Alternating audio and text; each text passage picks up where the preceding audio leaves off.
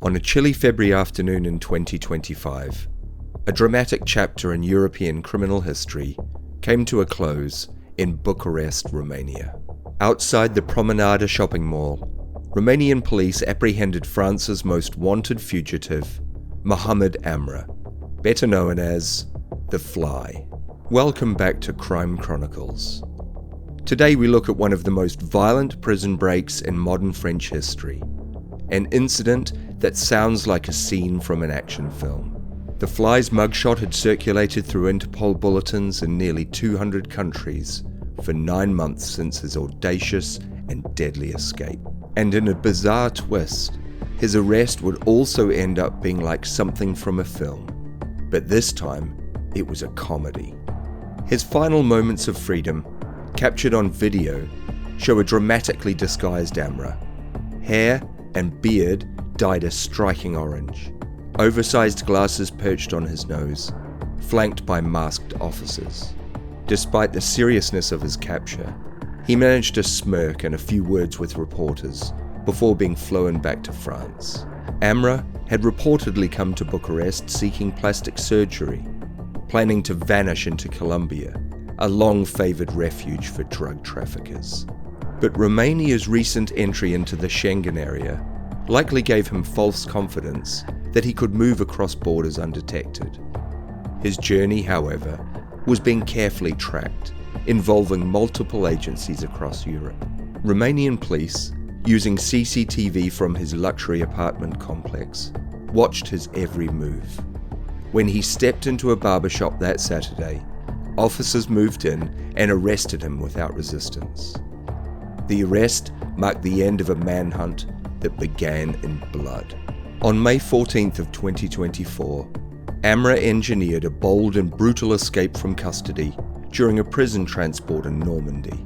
As his convoy passed through the Encarville toll booth on the A154 motorway in France, it was ambushed in broad daylight. A stolen black Peugeot rammed the lead prison van, while a white Audi A5 blocked the rear.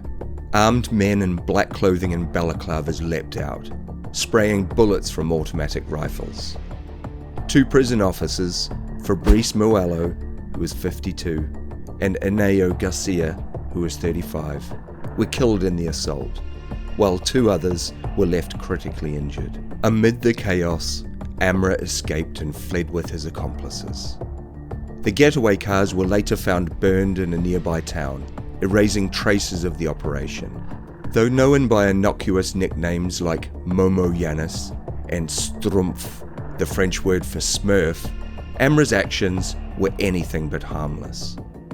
Previously considered a middling, opportunistic criminal, his violent escape and subsequent revelations suggested a far deeper entrenchment in France's criminal underworld.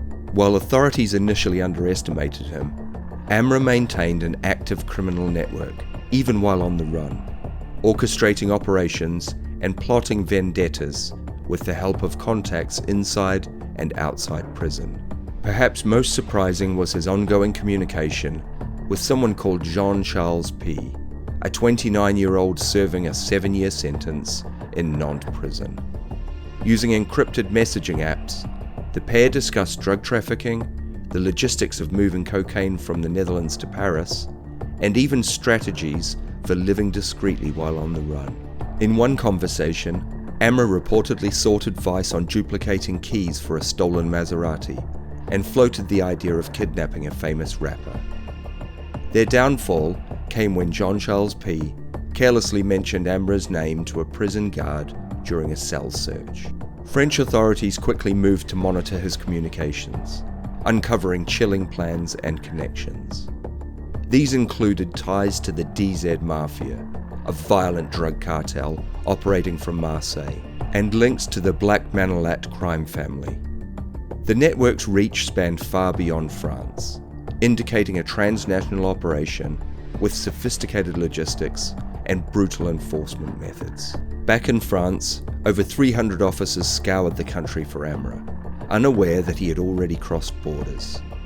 The crucial breakthrough came when authorities learned he had rented a car and driven east with accomplices.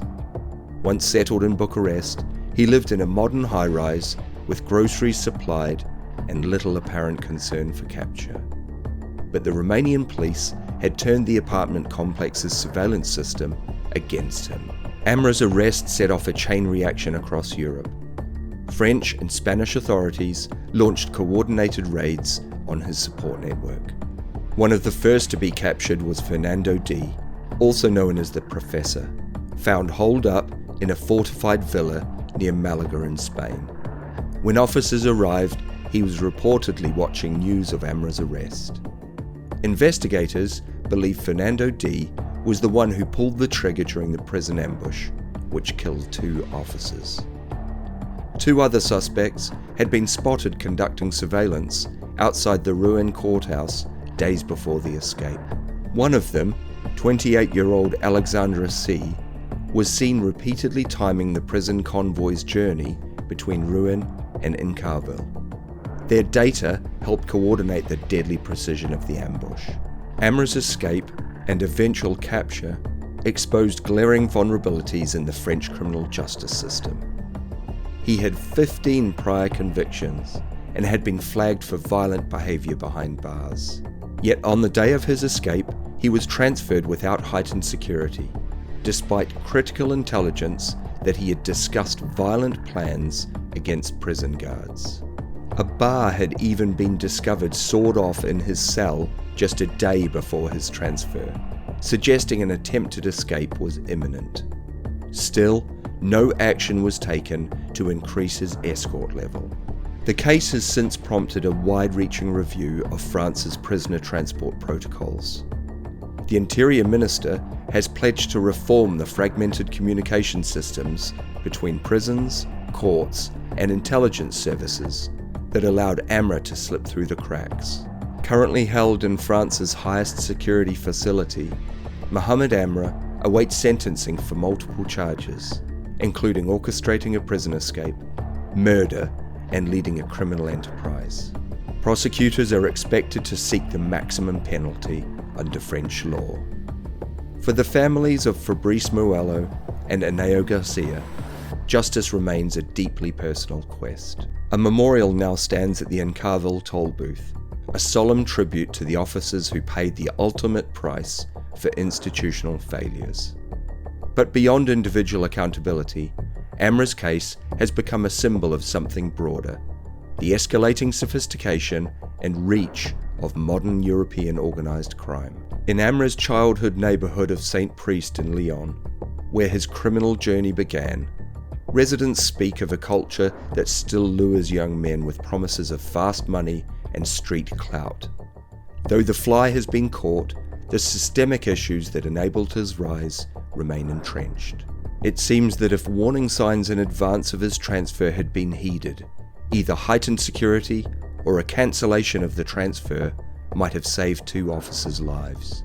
As France grapples with the fallout, one truth becomes clear: Amra's flight may have ended, but the next generation of criminals is already taking off from the same streets that bred him.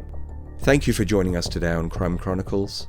Don't forget to like, subscribe, and share the channel with your friends.